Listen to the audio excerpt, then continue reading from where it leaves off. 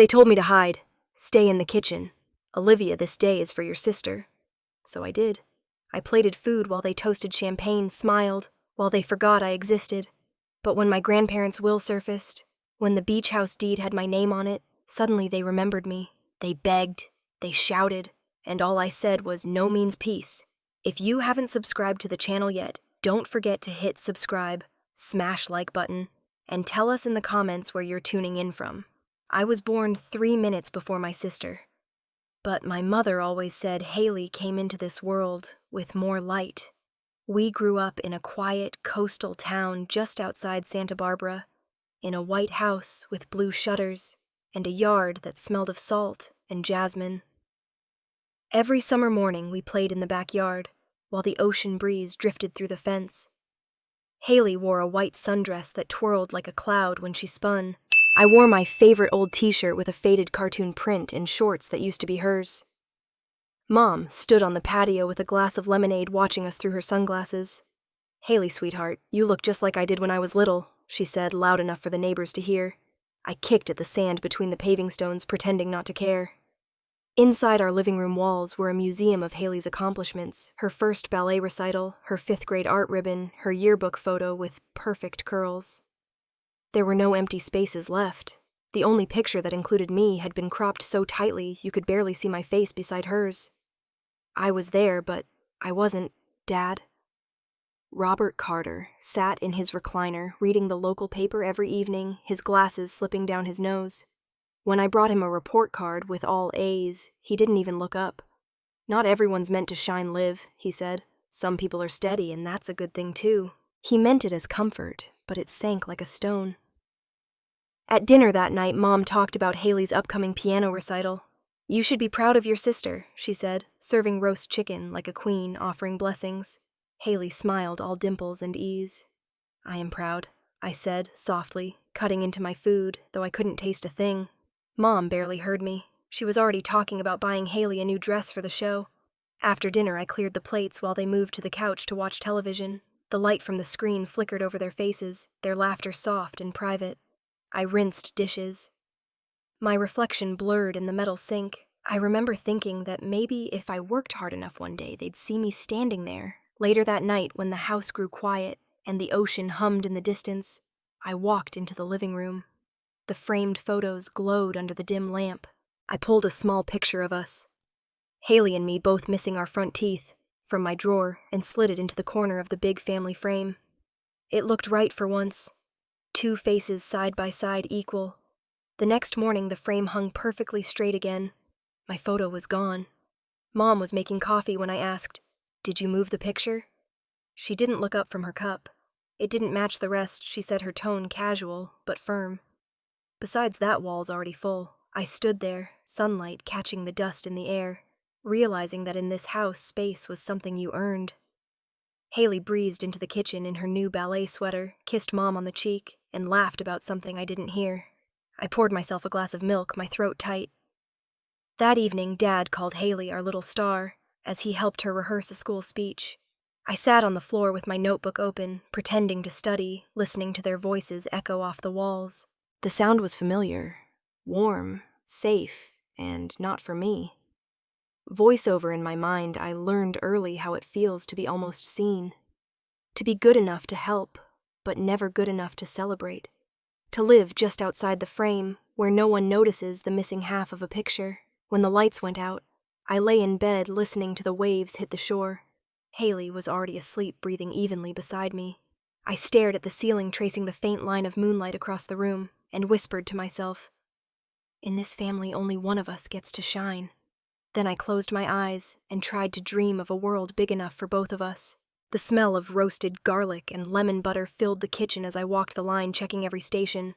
At 34, I'd spent most of my adult life inside kitchens like this, places where the lights were warm, not blinding, and where no one cared if your hair wasn't perfect as long as the food was. Tables 12 and 15 need extra napkins. I reminded the servers, straightening the trays. Blue Harbor Events was buzzing that morning, a rehearsal dinner in full swing upstairs. My assistant Chloe rushed over. "Liv, you got a call. Your mom. She said it's important." I sighed, wiped my hands, and took the phone. "Hey, Mom. Olivia, you won't believe this." Her voice was bright, almost girlish. Haley's engaged Eric proposed at the vineyard last weekend. We're planning the wedding already. It's going to be perfect. For a second, I smiled despite myself. That's great, Mom. Really. She deserves it, doesn't she? Linda continued, barely pausing to breathe. A dream wedding at the Silver Dunes Resort. I've already talked to the manager. And sweetheart, I want you to help.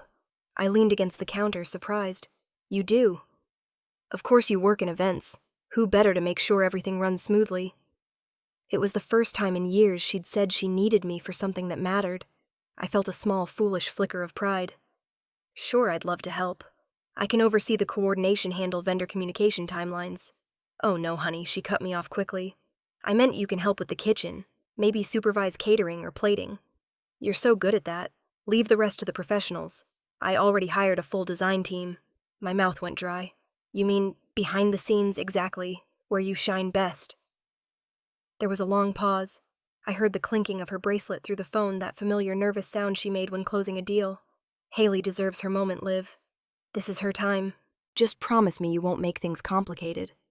I stared at the stainless steel counter, my reflection bending in the metal. Yeah. Sure, Mom. I'll stay out of the way. Good girl, she said, relief softening her tone. You've always been reliable. After she hung up, I stood there for a minute holding the phone like it weighed 100 pounds. Chloe peeked around the corner. Everything okay? Yeah, I said, forcing a smile. Just family stuff. That evening, we met at a cafe near the pier to discuss details. Mom arrived 10 minutes late, as always, in a pale blue blazer and gold earrings shaped like leaves. She kissed my cheek, already scrolling through photos on her phone. Haley's thanking Vera Wang for the gown. We'll have about 180 guests, mostly Eric's business partners, and a few local sponsors. Sounds beautiful, I said, stirring my coffee. It will be, she replied with certainty. This wedding is going to put our family back on the map. You remember the foundation gala I had to cancel last year? This will make up for that. I nodded, even though I didn't remember. Or maybe I'd just stopped keeping track of the things she cared about. When she started listing floral arrangements, I tried to speak. Mom, I could take care of the logistics, the layout, the vendor scheduling. It would take some pressure off you. She waved her hand as if swatting a fly. Oh, Olivia, no need. I've hired someone from Los Angeles. Very high-end. You just make sure the kitchen staff stays on schedule. Mom, I've managed entire events on my own, I said quietly. You know that. She smiled, but it didn't reach her eyes. Sweetheart, I'm not saying you can't. I just don't want any confusion about roles. The spotlight will be on Haley. You understand? I let out a breath, trying not to show the sting. I understand. Her phone buzzed. She glanced at the screen, excitement replacing discomfort. Oh, that's Haley sending me centerpiece options. Look how elegant she is. She turned the phone toward me, Haley glowing under soft vineyard light. Diamond ring catching the sun. I studied the picture, then looked back at my mother. She looks happy. She is, Mom said proudly. It's everything I dreamed for her. She didn't notice that she'd said for her, not for them. After she left, I sat for a while watching the seagulls dive over the waves. My coffee had gone cold. I opened my email later that night. There it was, the official wedding coordination spreadsheet from the Silver Dunes Resort. I scrolled through, checking the tabs, guest list, seating chart, catering staff. Under family guests, Haley's name, Eric's parents, my mom and dad. My name appeared at the very bottom, staff assistant, kitchen coordination. I stared at it for a long time. There was a faint ringing in my ears, the kind that fills the space where anger should be. Haley called just then, her voice sweet and oblivious. Liv, did Mom tell you? You're helping with the wedding. Isn't that fun? Yeah, I said. Fun? Eric and I are so lucky to have you. You're so organized. It'll be perfect. She meant well. Haley always did. But she didn't hear the tremor in my silence, didn't see how tightly I was gripping the phone. That night, I stood in front of the mirror, brushing my hair, the city lights glinting through the blinds. 34 years old, a professional in my field, yet somehow still the backup plan. The girl who made things work so someone else could shine. I leaned on the counter, studying my reflection. Maybe I'm not good enough, I whispered, just good at staying quiet. In the distance, a siren wailed down State Street, fading into the hum of the waves. I turned off the light and stood in the dark, the glow from the street lamp casting a faint shimmer across the mirror. For a moment, I thought I saw both of us there. Haley in her white dress, me in my uniform behind her, and realized how easily one reflection can swallow another. Then I walked away, leaving the mirror to its silence. The morning of the wedding broke clear and bright, the kind of California day people pay thousands of dollars to photograph. From the loading dock behind Silver Dunes Resort, I could hear the faint hum of string instruments and the ocean folding against the sand just beyond the patio. I adjusted my chef's jacket, straightened my name tag, Olivia Carter, event staff, and stepped into the main kitchen. It was chaos in the way that weddings always are. Trays clattering, sous chefs shouting timing calls, waiters rushing to polish silverware that was already spotless. I checked the dessert table first, smoothing the fondant edge of the 4-tiered cake we'd assembled since dawn. It gleamed under the soft lights. Vanilla cream with gold accents. I'd seen hundreds like it, but as this one, with my sister's initials curling in sugar across the top, still made my chest tighten. I had coordinated hundreds of events, watched countless brides glide through aisles, but never as a guest. Always as the one in the background, making sure the music cued at the right moment, the champagne didn't run out, and the bride's dress never brushed the floor before the camera flash. Standing there surrounded by heat and noise, I wondered what it would feel like to be seen even once in the middle of it all. The door to the kitchen swung open, and Linda walked in, her heels clicking on the tile. She looked flawless in pale rose silk, a corsage pinned to her blazer, her smile as polished as the silver platters she surveyed. "Is everything on schedule?" she asked without looking at me. "Yes, ma'am," I said automatically, like I was her employee, not her daughter. Her gaze swept over me, lingering for a moment on the flour smudge across my sleeve. She leaned in just enough for me to catch her perfume. "Stay in the kitchen, sweetheart," she said softly, each word cutting clean. "This day is for someone more deserving." The air around me went still. For a second, I thought I might say something, anything, but the words didn't come. I just knotted my throat dry. "Of course." "Good girl," she said, and left the door swinging shut behind her with a metallic thud. I turned back to the cake, fixing a non-existent imperfection, pretending the tremor in my hands was from the cold air, not her voice. Outside, the ceremony was beginning. Through the narrow window above the sink, I could see the guests taking their seats. White roses lined the aisle. Haley appeared on the terrace, glowing in her Vera Wang gown, the train trailing like sunlight on the marble floor. Dad stood beside her, proud and nervous, his hand steadying her as the music swelled. I watched from the shadowed hallway behind the kitchen door, separated by only a few feet and an entire lifetime. Every cheer and camera flash felt like a reminder. I was invisible, but essential. Someone who made things beautiful for everyone else. "Hey," a voice said beside me. I turned to find a young server, barely 20, his tie crooked. He had seen the resemblance. "You're the bride's sister, right?" I hesitated, then nodded. He frowned. "Why are you back here? Shouldn't you be up front with your family?" I smiled, keeping my voice light. "They have enough people out there already." He shook his head. "Still, that's messed up. You deserve to be seen too." I wanted to tell him that it wasn't about deserving, that some people just learn to exist behind curtains and kitchen doors. Instead, I said, "It's okay. This is their day."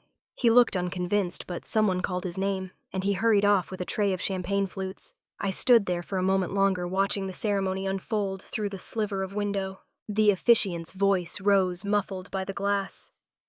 The words I'd heard at every wedding, but never felt connected to. "Love is patient, love is kind." The guests laughed softly when Dad kissed Haley's cheek before handing her to Eric.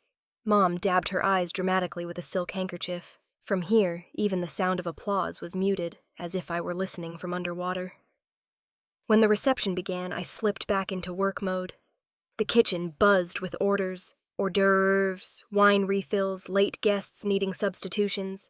My clipboard was my armor, my headset, my cover.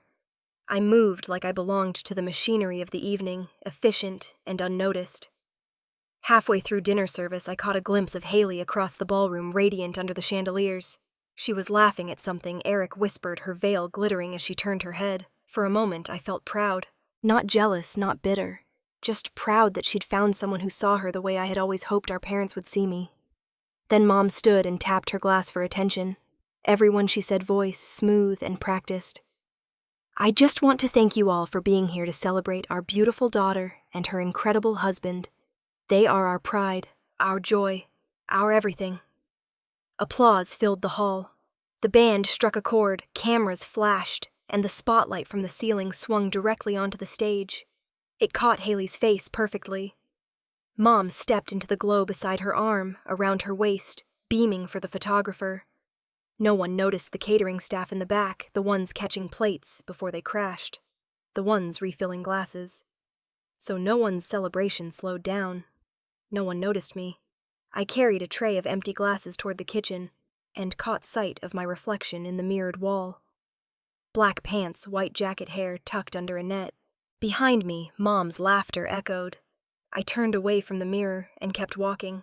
Later, when the lights dimmed for the first dance, I lingered in the doorway, watching Dad sway with Haley, while Mom clapped along. The band played something slow and elegant. The crowd circled them, phones, raised flashes bursting like fireflies. I should have gone back to work, but I couldn't move. I watched the way Dad looked at Haley, full of admiration and tenderness. It was the kind of look I used to chase. When the song ended, Mom stepped up again, taking the bouquet from Haley to pose for the final photo. The MC announced, "Let's give it up for the bride's wonderful mother." The applause roared again. I set down my tray, my palms damp. No one clapped for the woman who had kept the night from falling apart, who'd made sure every plate, every ribbon, every candle was exactly where it belonged. I stood by the kitchen door, the handle cold beneath my hand. I wanted to leave, but my feet stayed rooted. When the last round of applause faded, I turned back to the dining room one more time. Mom bowed slightly, accepting the bouquet, her face lifted to the light. And me, I picked up a cloth and wiped down the counter, quiet and invisible, the way I'd been trained to be. The party carried on, and the laughter swelled again. Somewhere between the hum of the guests and the clinking glasses, I realized something simple and sharp. I wasn't just behind the kitchen door. I was the reason it stayed open. Then I smiled to myself, though no one saw, and went back to work. By the time the band started its third round of jazz, the ballroom smelled like spilled champagne and wilting roses. The guests were still laughing, dancing under the soft gold lights, their shoes clicking on the marble floor. I'd been moving for 12 hours straight, checking trays, adjusting centerpieces, making sure the kitchen didn't collapse under the pressure of one perfect wedding. My feet ached, my back throbbed, and my face felt numb from smiling at people who didn't know I was part of the family. I slipped out through the service door that led to the back garden. The air outside was cool, heavy with the scent of salt from the ocean. String lights swayed in the breeze, flickering above the manicured hedges. Beyond the fence, I could hear the soft crash of waves against the rocks. I leaned against the railing, pulled the bobby pins from my hairnet, and finally let my shoulders drop. For the first time that day, I could breathe. A pair of footsteps crunched across the gravel. I straightened, thinking it might be a staff member or one of the photographers sneaking out for a smoke. Instead, I heard a voice I hadn't expected to hear in years. "Excuse me, miss. Have you seen my granddaughter?" "Her name's Olivia Carter." I froze, then turned slowly. Standing a few feet away were my grandparents, Eleanor and Frank Brooks, my mother's parents. I hadn't seen them since I was a teenager. Grandma's silver hair was neatly pinned back, and Grandpa leaned on his cane, his blue eyes sharp even in the dim light. "Grandma." My voice cracked. She blinked, her eyes widening as she recognized me. "Oh, my Lord," she whispered, pressing a hand to her chest. "Olivia." I nodded, still stunned. "What are you doing back here, sweetheart?" she asked, stepping closer. "We asked around for you, but your mother said you weren't attending. We thought maybe you couldn't come." I swallowed hard. "I'm here," I said quietly. "Just not up there." Grandpa frowned. "You mean to tell us your mother put you to work?" "On your own sister's wedding day?" I looked away, ashamed to confirm it. "It's fine. I wanted everything to go smoothly. Mom wanted perfection tonight." Grandpa let out a low sound, half laugh, half disbelief. Perfection, he muttered. Your mother always did mistake control for love. Grandma's face softened with something between sadness and anger. Con, no one should treat family like help, especially not their own child. I shrugged, trying to keep my voice steady. It's what she needed me to do. That's all. They exchanged a look I couldn't quite read. Grandpa reached into his jacket pocket and pulled out a small wooden box about the size of a jewelry case. The grain was dark and polished smooth from age. He held it out to me. What's this? I asked. Something we've been saving, he said.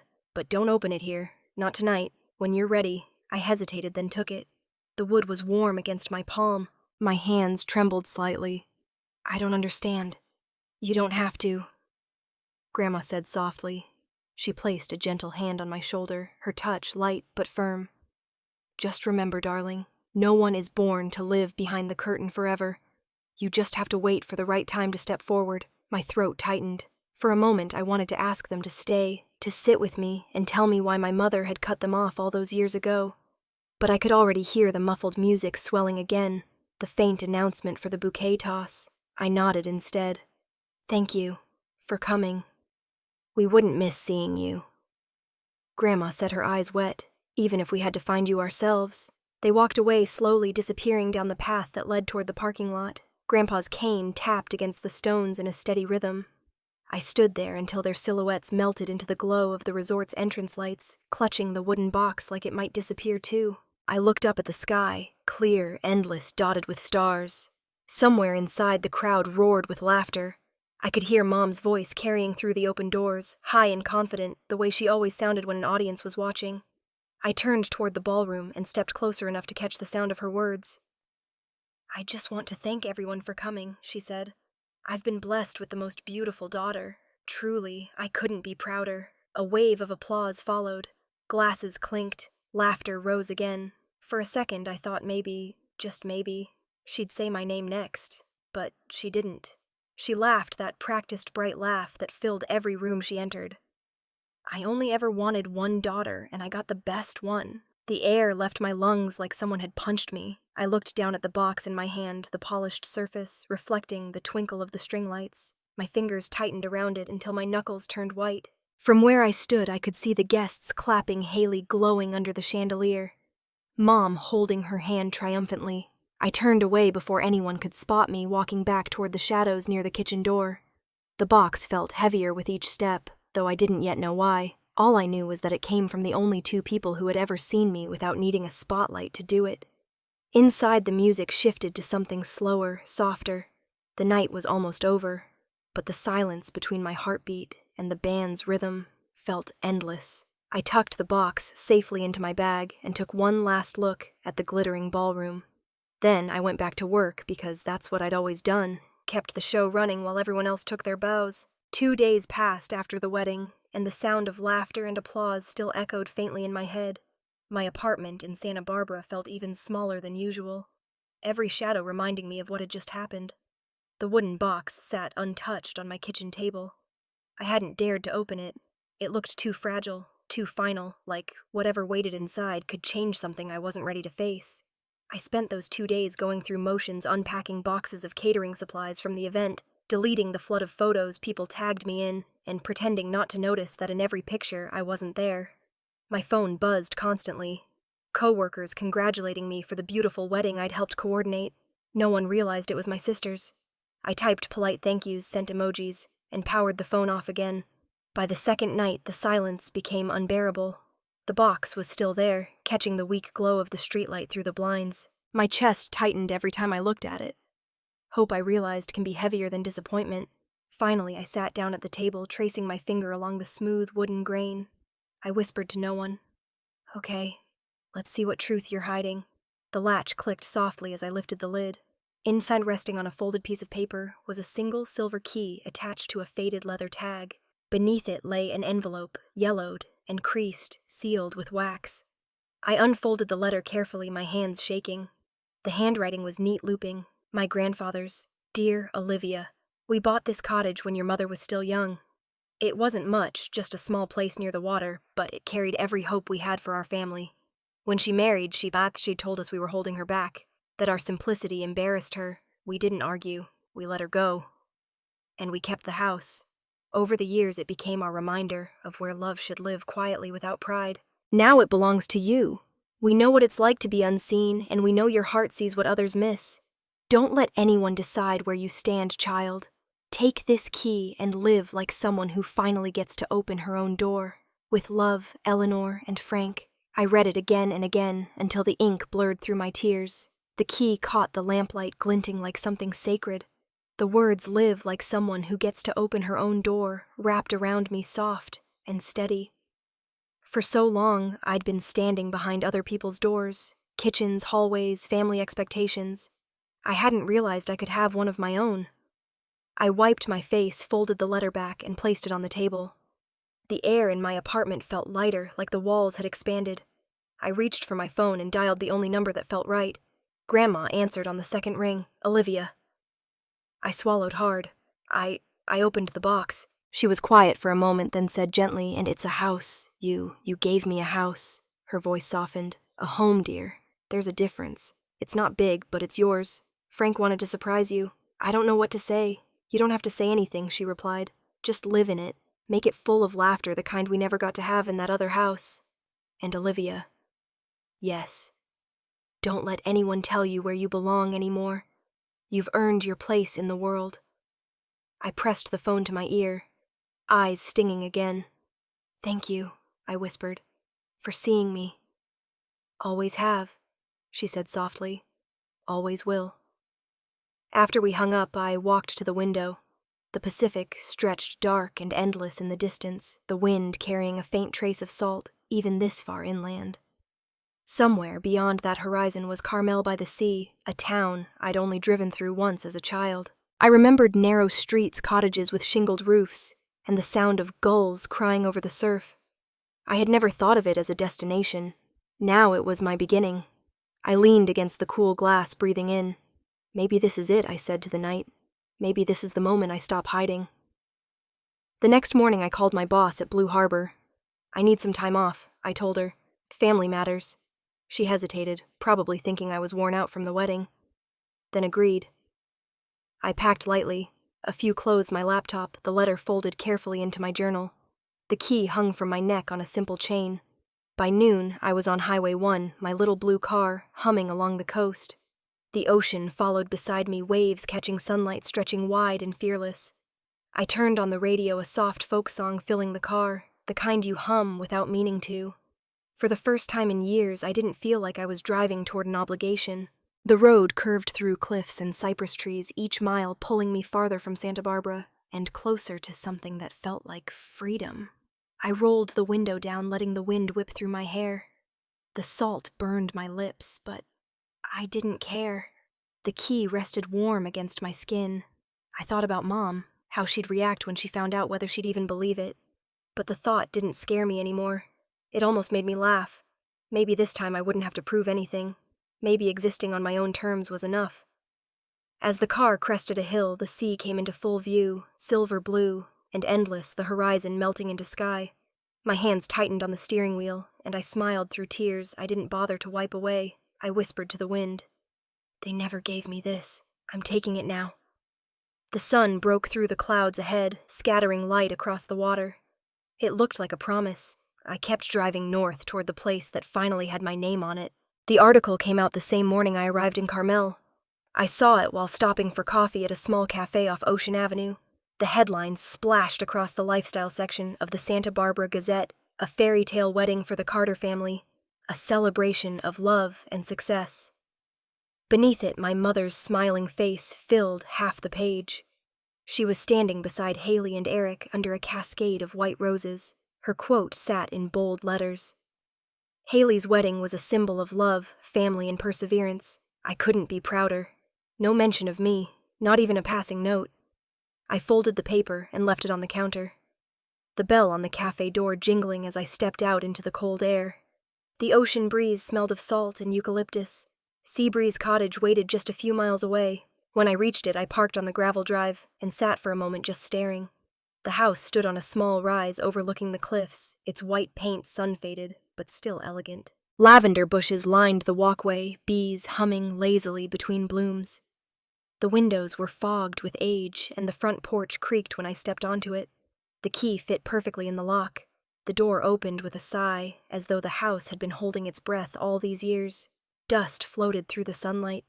The air smelled like cedar and sea salt. I stood in the entryway listening to the quiet feeling. The old floorboards shift under my feet. In mind, everything was simple. Worn furniture, a stone fireplace, shelves lined with books, yellowed at the edges, curtains hung heavy with dust. I touched the wall, my fingers tracing faint grooves where pictures once hung. The house didn't feel abandoned. It felt like it had been waiting. I opened the windows one by one. The wind rushed through, stirring the curtains. For a long moment, I just breathed. It smelled of ocean and wood and freedom. After unpacking my bag, I sat on the floor and dialed my grandparents' number. Grandpa answered, his voice rough but warm. "Olivia, you made it." "I'm here," I said, looking around. "It's beautiful. I still can't believe it's mine." He chuckled softly. "Your mother used to call that place a shack. Said no respectable woman would live that close to the water. We didn't argue. But you know what, Liv? I think she was afraid of it. Afraid of being ordinary," he said. "She spent her life proving she wasn't. But being ordinary isn't a curse, sweetheart. It's peace." I smiled faintly. "You really think this is a reward for being humble? I think it's a reminder," he replied. "You don't need anyone else's permission to have a good life." I pressed the phone to my ear and closed my eyes. "Thank you, Grandpa. Thank us by living well," he said. "Now go open some windows. That house needs laughter again." I promised I would. The next few hours blurred into movement, dusting shelves, scrubbing countertops, shaking out curtains that hadn't felt wind in decades. I found an old broom leaning behind the door and swept until my arms ached. By the time the sun began to set, the light spilling through the windows was clear and golden. I brewed tea on the old stove, wrapped myself in a throw blanket I'd found in the closet, and sank into a faded armchair by the window. The horizon was glowing pink and orange. The waves below crashed with rhythmic force, a pulse that seemed to match my own heartbeat. For the first time in a long while, I felt still. My phone buzzed against the coffee table. I picked it up without looking, expecting a message from work or a promotional email. Instead, it was a text from an unfamiliar number. "Michael Grant here. You probably don't remember me. I covered the Carter wedding for the Gazette. Just a heads up, a clip from that night is making the rounds on TikTok. People are asking if it's real. They claim it's you in the kitchen. Was that actually your mom's voice saying those words?" My fingers hovered above the screen. I didn't answer right away. The name clicked. Michael Grant, the journalist. I'd seen talking to my mother near the bar after the ceremony. I opened the link he'd attached. The video began shaky, recorded from somewhere behind the kitchen door. I saw myself for half a second in my white jacket, my hair tucked away. Then came my mother's voice, clear and unmistakable. "Stay in the kitchen, sweetheart. This day is for someone more deserving." The laughter around her blurred into white noise. The clip cut off right after ending on the sound of a door closing. I stared at the screen frozen. 34 years of living in the background summed up in 7 seconds. The video had already been shared thousands of times. The comments were endless, strangers dissecting the scene, arguing whether it was staged or real. Some people defended her, calling it a misunderstanding. Others were furious. How could a mother say that, this poor woman? I didn't scroll further. I turned off the phone and set it face down. The house was quiet again, but something inside me had shifted. It wasn't anger. It wasn't even surprise. It was a strange, hollow recognition, like hearing my own name whispered in a language I'd forgotten. The world had finally heard what I'd lived with all my life. Outside, the waves crashed harder against the rocks. The wind rattled the loose shutters, the sound deep and steady like a heartbeat in the bones of the house. I sank deeper into the chair, wrapped the blanket tighter around me, and let the sound fill the silence. For the first time, I didn't feel invisible. I didn't feel the need to defend myself or explain anything. The truth was out there now, carried by strangers I'd never meet. I closed my eyes, breathing in the salt and the wood and the air that belonged only to me. Maybe that was all I'd ever needed, to stop waiting for someone to notice and start noticing myself. The waves kept rolling relentless and alive, as if they'd been waiting their whole lives to crash and be heard. 2 days after the video spread, the headlines started to multiply like weeds. Every local outlet carried some version of the same story. Mother of the bride kicks twin daughter out of wedding. There were screenshots, clips slowed down, and captioned think pieces on family favoritism. By morning, my mother's name was trending across half the state. I didn't find out until later that day when my phone started buzzing on the patio. I was watering the lavender bushes outside Seabree's cottage barefoot in the soft dirt when her name flashed across the screen. I hesitated, then answered. Olivia! She shouted before I could speak. Her voice was sharp, the edge of panic cutting through the line. What did you do? Did you post that video? Did you send it to the press? Mom, I said quietly. I didn't record it, and I didn't post it. I don't even know who did. Don't lie to me, she snapped. You wanted revenge, didn't you? You humiliated me. I didn't need to, I said, still calm. Sometimes people see what they're meant to see. Maybe someone just couldn't stand pretending anymore.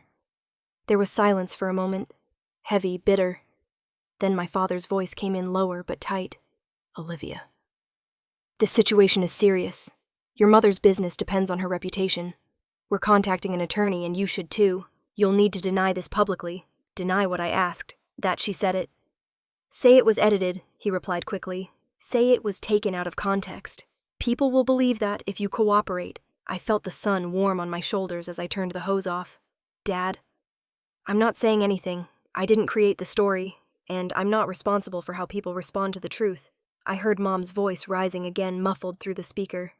I can't believe this. After everything I've done for that girl, she thinks she's better than me now, just because her grandparents... I hung up before she finished. The phone buzzed again and again, but I left it on the porch rail and went back to tending the plants. The truth has a smell when it starts to surface. It's sharp, undeniable, like seats cutting through air. When someone's life is built on image, all it takes is one crack for everything to reek of desperation. That night, while Mom tried to control the narrative, the internet did what it always does. It chewed through every angle. Old clients of hers began commenting, sharing stories of how cold she'd been, how professional often felt like heartless. One of her event sponsors released a statement by evening. Our company does not support discriminatory or unethical behavior, especially within family relationships. The message was clear. They were cutting ties. Meanwhile, I stayed quiet. I didn't respond to journalists who emailed, or to strangers sending sympathy. Instead, I cleaned. The cottage had become my anchor. I spent hours scrubbing the kitchen counters, polishing the windows, and rearranging the old bookshelves. Each movement felt like reclaiming something small, something that had been taken from me, one act of dismissal at a time. Somewhere around sunset, my phone buzzed again. This time I let it ring out. I imagined her sitting in her office in Santa Barbara, the blinds drawn, glass of wine in hand, her phone lighting up with every call she couldn't control. I didn't have to imagine for long. Later that night, Dad texted me, "Your mother's not handling this well. She's been drinking. Please just tell her you didn't mean for this to happen." I stared at the message. Then I typed, "I didn't mean for anything to happen. It just did." I didn't send it. I deleted it instead. Mom called again around 9. This time I answered.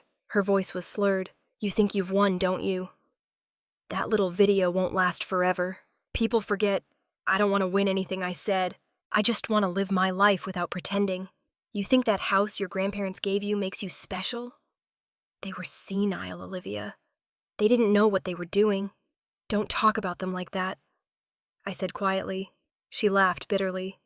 "You really believe they cared about you more than they cared about me? They only gave you that place to spite me." I didn't respond. There was no point arguing with someone who measured love by ownership. She kept going. "You'll see. You'll need us again. And when you do, we won't be waiting." "Then don't," I said softly. "Stop waiting." There was a pause, then a crash in the background. Glass breaking. Dad's voice shouted something faint, trying to calm her. I ended the call. The night outside was thick with fog. I opened the window, letting in the cold air, and sat back down by the fireplace. The sea below roared louder than usual, restless and alive. On my laptop, I saw a new article trending. The headline, "The Carter Family's Perfect Wedding." When appearances crack, the main photo showed Mom mid-laugh, Haley by her side. Her smile was brilliant, every inch the woman she wanted the world to see. I studied her face, the tilt of her chin, the poise in her shoulders, and for the first time I didn't feel anger. I just saw fear.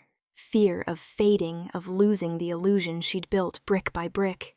The brighter she smiled, the more I could see the cracks beneath. I closed the laptop, set it aside, and leaned back in the chair. The house was quiet, except for the sound of waves pounding the cliffs below. I wrapped myself in a blanket and let the rhythm of the ocean fill the space where her voice used to echo. Sometimes I think the loudest fall isn't the one that shatters everything. It's the one that exposes how hollow the applause always was. The doorbell rang just after 9. I was still in my robe, barefoot, hair damp from the shower.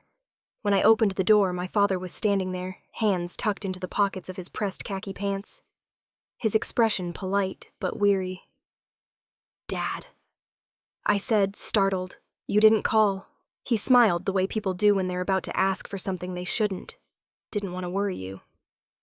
"Can I come in?" I stepped aside.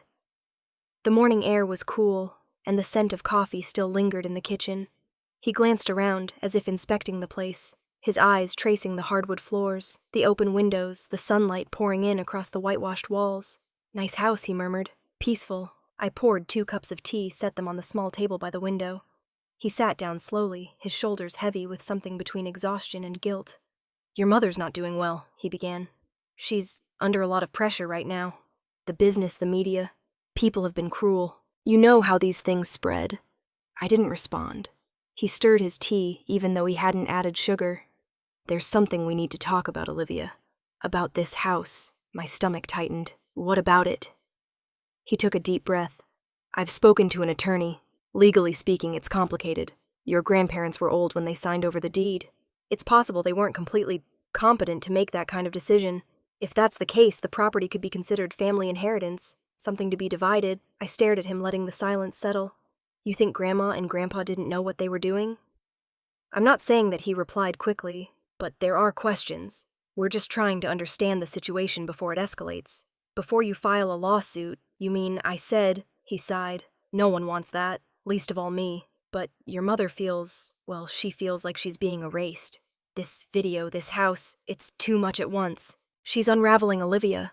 And if she loses this house on top of everything else, she'll break," I asked. He hesitated, then nodded.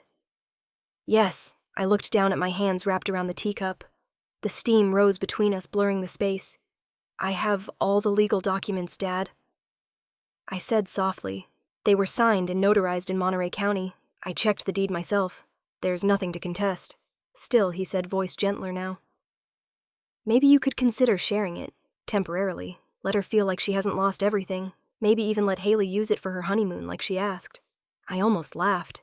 "You think that's what this is about, a honeymoon spot?" He shifted uncomfortably. "It would go a long way toward healing things." I set the cup down, the porcelain clicking against the saucer. "Dad, every time I've ever tried to heal this family, it's cost me something. My pride, my peace, my place. I'm done offering pieces of myself just so she can feel whole." He stared at me, the lines around his eyes deepening. "I don't want to fight you. Then don't." We sat in silence for a while. The only sound, the gulls outside, and the faint ticking of the clock on the wall. He stood, adjusting his jacket. "I just want you to think about it. Your mother. She's not a bad person. She's just proud. She's cruel." "Dad," I said, standing too. "Pride isn't the same thing as love." He didn't meet my eyes. "You have more of her in you than you realize." I watched him walk out, his footsteps fading down the gravel path. When I closed the door, my hands were trembling, though not from fear, from anger held too long, finally allowed to breathe. That afternoon, I drove into town to meet with Mark Evans, my old legal contact from Santa Barbara. His office was tucked inside a narrow building that smelled faintly of coffee and old paper. He greeted me with a handshake and a knowing look. "Your father called, didn't he?" I smiled without humor. "Sure. You heard word travels fast in small legal circles." He gestured for me to sit. "Let me guess. They're questioning the validity of the deed." "Something like that," I said, handing him a folder with copies of the documents. "They're saying my grandparents might not have been of sound mind when they signed. He scanned the paperwork, his pen tapping rhythmically against the desk. These are airtight. Notarized, witnessed, filed. You have nothing to worry about. If they take this to court, it'll get thrown out before the first hearing. So they can't touch it. He smiled faintly. Not even with a stick. You own this property free and clear. It's yours. Olivia, I felt the weight in my chest loosen. Thank you. He leaned back in his chair. You know I've represented families like yours before. It's never really about the house. It's about control. Some people can't stand watching someone they used to hold down stand up.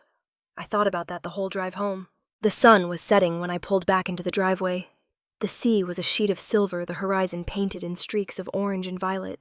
Inside the house was warm, filled with the smell of lavender and wood polish. I made myself tea again, poured it into the same cup I'd used that morning. The phone blinked with a new voicemail. I pressed play. It was my mother's voice. Softer this time. Sweet in that rehearsed way she used with donors and photographers. Hi, honey. It's Mom. I was thinking. Since Haley and Eric haven't booked their honeymoon yet, maybe they could use the cottage for a few weeks.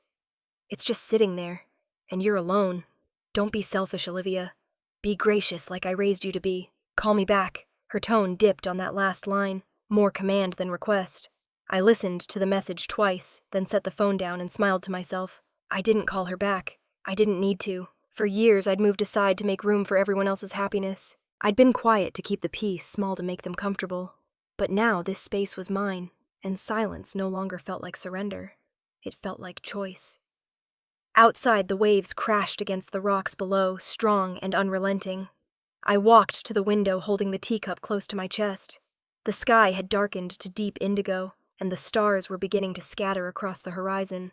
All my life I'd been told to make room, to step back, to wait my turn. But I was done waiting. There was no more space left to give. 3 days later, the knock came just as I was finishing breakfast. I wasn't expecting anyone, and the sound was too sharp, too deliberate to be a neighbor. When I opened the door, my parents were standing on the porch, dressed as if they were on their way to church. My mother wore pearls and a pastel cardigan, my father a neatly pressed blazer. Behind them, the ocean mist rolled in from the cliffs. Mom, Dad, I said, surprised. You didn't call. Linda smiled the kind of smile that had charmed reporters for decades. We were in the area, she said, her voice soft, carefully measured. We thought we'd stop by. Robert nodded, clearing his throat. We didn't want to intrude. You already did, I thought, but instead I stepped aside. Come in. They entered like guests in a stranger's home, looking around too long at everything. The old beams, the view, the fresh lavender on the table. My mother's eyes paused on the fireplace mantel where I'd placed a framed photo of Grandma and Grandpa. Her lips tightened. Nice, she said, finally. It's cleaner than I expected. I smiled faintly. I do my own cleaning. We sat in the small living room. I poured tea into 3 mismatched cups, the china clinking softly against the saucers. Linda waited until I set the tray down before leaning forward, her tone dripping with practiced warmth. Olivia. Sweetheart, I know you're still upset about everything, but we're family. And family forgives. Forgives what exactly? She blinked, thrown off for half a second. For all of this drama, for the misunderstandings. I know you've been hurt, but your sister. She's just married. She needs rest. The press has been relentless. She and Eric could really use some time away. I looked at her calmly. You want them to stay here? It's the perfect place, she said quickly, seizing on my words. Quiet, private, romantic. You're not even using it for anything important right now, are you? I let the question hang in the air. My father shifted in his seat, his tone firm but rehearsed. Your grandparents left this house to you. Yes, but I think we can agree their intention wasn't to divide the family. They would have wanted you to share it. My chest tightened, but I kept my voice even. Dad, they knew exactly what they were doing. They gave it to me because they understood what it means to live without being seen. They didn't leave this house to be used as a prize for whoever plays the part of the perfect daughter. Linda's face hardened, the sweetness dissolving. That's a cruel thing to say. You think this is about status. It's about family. Olivia. About doing what's right. Before I could answer, a voice came from the doorway. Mom, maybe we shouldn't push. Haley stood there holding her husband's hand. She looked smaller than I remembered her at the wedding. No veil, no makeup, just a pale blue sundress and uncertainty in her eyes. Hi, Liv, she said quietly. I stood up. Haley. She gave me a half smile. I didn't know they were coming here. I swear. It's fine, I said. You're always welcome to visit. Linda turned to her. See, your sister's reasonable. Haley winced. Mom, stop. This isn't about me. But Linda kept going, her voice rising slightly. Olivia, you're being selfish. All your sister is asking for is a few weeks, just to get away to breathe. Is that too much to ask? Robert placed a hand on her arm. Linda. She ignored him. After everything this family's done for you, you'd really say no. I took a breath, steady and deep. Yes, I would. Haley's eyes widened. Liv, please, just a few days. I shook my head, but my tone stayed gentle. No, Haley, not this time. The room went still. My father rubbed his temple, muttering something about pride. My mother's mouth opened, then closed again, like she couldn't decide whether to shout or cry. You can't mean that, she said finally. You're punishing us. I'm protecting myself, I replied. There was no anger in my voice, but it landed like a stone between us. Robert stood, signaling the end of their visit. Come on, Linda, let's go. She didn't move right away. Her eyes darted toward the window, the ocean glinting beyond the glass. For a second, I saw her face soften. Regret, maybe, or exhaustion. But it passed as quickly as it came. She rose, adjusting her cardigan, collecting what was left of her pride. Haley hesitated before following. I'm sorry, she whispered as she passed me. I didn't want it like this. I know, I said. It's not your fault. She nodded and stepped outside. Her husband held the car door for her, keeping his eyes down. Linda was the last to leave. She paused at the door, looking back at me. You've changed, she said. I had to, I answered. She opened her mouth to say something else, then thought better of it. The door closed behind them, the latch clicking into place. I stood there, the sound of the engine fading down the road. The house felt silent again, but not empty. I leaned back against the door, exhaling slowly. My pulse matched the distant rhythm of the waves outside. For the first time, I didn't feel guilt or fear. I didn't feel like a daughter refusing her parents. I felt like a person choosing herself. They had mistaken silence for weakness. For so long, they'd forgotten silence can also be strength. The wind shifted, carrying the scent of salt and lavender through the open window. I closed my eyes and let it fill the room. Outside, the ocean crashed steady against the rocks. Strong, relentless, alive. A week later, the story broke wide open. I woke up to a dozen notifications lighting my phone like fireworks. Emails, messages, headlines, all using my family's name. Michael Grant had published his piece. The title was simple and devastating. The Forgotten Twin. The story behind the smile at the Carter wedding. He hadn't said anything cruel. He hadn't exaggerated. He just laid out the facts. How one daughter stood in the spotlight while the other worked behind the kitchen doors. How a single phrase caught on video exposed a truth that had been hidden for decades. The article ended with one quiet sentence. Sometimes the most powerful stories are the ones told by silence. By noon, the story had over 1 million views. The video resurfaced, paired with still shots of me in the background, half hidden by the kitchen door, while my mother and sister glowed beneath chandeliers. The comments were endless. I am Olivia in my family. This hit too close to home. How many of us have been told to stay in the kitchen? I scrolled through a few before closing the page. It wasn't gloating, I felt. It was relief, like air after being underwater too long. For years, I'd wondered if anyone would believe me if they saw who my mother really was. Now I didn't need to wonder. In Santa Barbara, things were unraveling fast. Haley called me 2 days after the article went viral. Liv Mom's freaking out, she said quietly. All her clients are pulling out. The mayor's gala, the Carter Foundation fundraiser, everything. People are saying she's toxic. I leaned against the porch railing, watching the waves crash below. She'll survive. She always does. Haley hesitated. She's not saying much. Just sitting there. I've never seen her like this. Maybe that's not a bad thing, I said. She's been pretending so long she doesn't remember what quiet feels like. Haley sighed, a sound full of years neither of us could get back. You think this is karma? It's not punishment, I said. It's just the truth, finding its way out. We said goodbye soon after. I could tell she was torn between loyalty and exhaustion the way I had been for so long. Later that evening, Linda's world began to collapse completely. One by one, her old colleagues called to cancel projects. Event contracts evaporated. Charity boards removed her name. I imagined her sitting in her office surrounded by awards that suddenly meant nothing. Holding the phone, while the life she'd built on reputation slipped through her manicured fingers. Haley texted again that night. "She's shaking, Liv. Her hands won't stop trembling. Dad keeps saying it's just a phase, but she's not listening to anyone." I typed a reply, then deleted it. There was nothing left to say. Karma isn't a storm that destroys. It's a mirror that shows. And when you finally see your reflection, you either face it or look away and fall. 3 days later, Mark Evans showed up at the cottage. I hadn't expected him. The afternoon light was soft and gold when his car pulled up the drive. He got out holding a manila envelope and a tired smile. "Thought I'd bring this in person," he said, handing it to me. "Special delivery from Europe."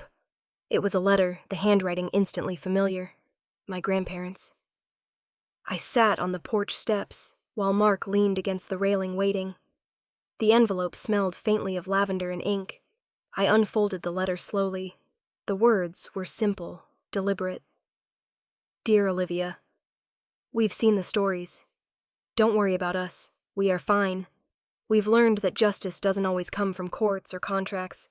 Sometimes it arrives in whispers or in headlines, or in the way people finally see what was always there. If anyone asks why we did what we did, tell them this fairness always comes, even if it takes its time. With love, Eleanor and Frank."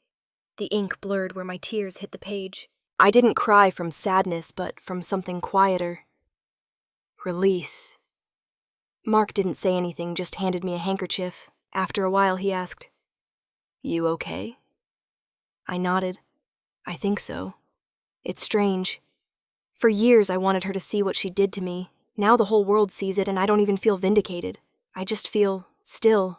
That's what peace feels like," he said. We sat there for a while, listening to the wind move through the lavender. When he left, the sun had dropped low, the sea turning the color of pewter. I went inside and placed the letter on the mantel beside their picture. The paper fluttered slightly in the breeze from the open window. That night I couldn't sleep. I made tea and sat in the old armchair by the door, the ocean murmuring beyond the glass. The room was lit only by the moon, pale and calm. I thought about the years I'd spent chasing acknowledgement about every time I'd tried to earn a love that was never meant to be earned. They used to call me invisible. The quiet one. The helper. The shadow. But sitting there, wrapped in the sound of waves and wind, I felt more real than I ever had in my life. I opened the sliding door to the porch, and the ocean air rushed in, cool, briny, alive. The wind caught my hair and the curtains filling the room with motion. I closed my eyes, breathing it all in. For a long time, I just listened to the waves breaking against the cliffs, to the thud of my heartbeat echoing their rhythm. They'd built their lives on perfection, but I'd found mine in imperfection, in stillness, in truth. And for the first time, I wasn't waiting for anyone to see me. I already did. It was late afternoon when I saw a familiar car pull into the gravel drive. The sun hung low over the ocean, turning the sky into a wash of gold and rose. I was trimming lavender by the garden steps when Haley stepped out, hesitating at the edge of the path. She wasn't wearing one of her expensive dresses. Just jeans, a plain sweater, her hair pulled into a messy ponytail. No makeup, no jewelry, no performance. For the first time in years, she looked like my sister again. "Haley," I said, standing. She gave a small wave, her eyes uncertain. "Hey." I wiped my hands on my jeans. "You found the place." She nodded, glancing toward the house. "I drove around for a while before I came up. I didn't know if you'd want to see me." "I wasn't sure either," I admitted. "But you're here. So come in." Inside, the air smelled faintly of salt and the candle I'd lit earlier, something with sandalwood and vanilla. I made tea while she wandered the living room, tracing her fingers across the bookshelves and framed photos. She stopped in front of the one of Grandma and Grandpa, smiling softly. "I miss them," she said. "So do I." When I handed her the mug, she didn't drink. She just held it, staring into the steam. "I'm not here because of the house," she said finally.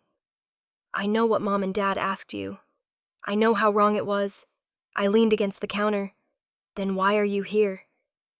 She looked up, eyes wet. Because I don't know who Mom loves, or if she ever really loved either of us.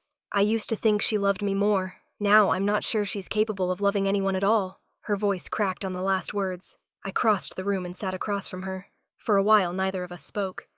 The only sound was the wind through the open window and the distant rhythm of waves against rock. She used me, Haley said at last. All those years, all those perfect photos. She needed me to prove something. To everyone else. Maybe even to herself. I nodded slowly. She built her life on control. You were her masterpiece. I was her reminder that perfection doesn't last. Haley looked down, her shoulders trembling. I hated you sometimes, Liv. Not because you did anything wrong, but because she feared you. And I thought if I could make her proud enough, she'd stop resenting you. Stop resenting me for being the one she chose. I felt the old ache rise again, but it was softer now, like pressing a bruise that had started to heal. You were never the enemy, Haley. Mom just made us think there wasn't room for both of us. She wiped her eyes with the back of her hand, laughing shakily. And now, look at us. 2 grown women still trying to untangle her mess. I smiled faintly. At least we're trying. The sun dipped lower shadows, stretching across the floor. She reached for my hand across the table, her grip tentative. I'm sorry, Liv. For not seeing it sooner. For letting her treat you like that. You didn't deserve it. Neither did you, I said. We just learned different ways to survive. We sat there for a long time, hands still clasped, the quiet between us full, but not heavy. Outside, the waves kept their steady rhythm like the earth, reminding us it would keep turning no matter what our family broke or rebuilt. Haley took a deep breath. I'm trying to figure out who I am, without her voice in my head. It's harder than I thought. When she stops comparing, maybe she'll start loving, I said, but we can't wait for that to happen to start living. Haley gave a small, sad smile. You sound like Grandma. That's the nicest thing anyone said to me all week. She laughed softly, the sound almost foreign between us. Then she stood and walked to the window, looking out at the horizon. You really are lucky, she said. Not because of the house, but because you finally got out. I joined her. The sea stretched wide and endless, the wind tugging at our hair. I didn't get out. I said quietly. I just stopped letting them keep me in. When she turned to face me, her eyes were red but clear. She stepped forward and hugged me. Not the stiff, polite kind of hug we used to give in front of relatives, but something real, tight, trembling, full of years of silence. I love you, Liv, she whispered. I love you too. I said, my voice breaking. Always have. We stood like that for a long time until the light outside turned blue and the first stars began to appear. When she finally pulled away, she looked lighter, as if she'd set something down she'd been carrying for too long. Before she left, she reached into her bag and handed me an envelope. Mom wanted me to give you this, she said. She didn't know if you'd open it. I took it carefully. The handwriting on the front was familiar. Elegant, deliberate. Olivia.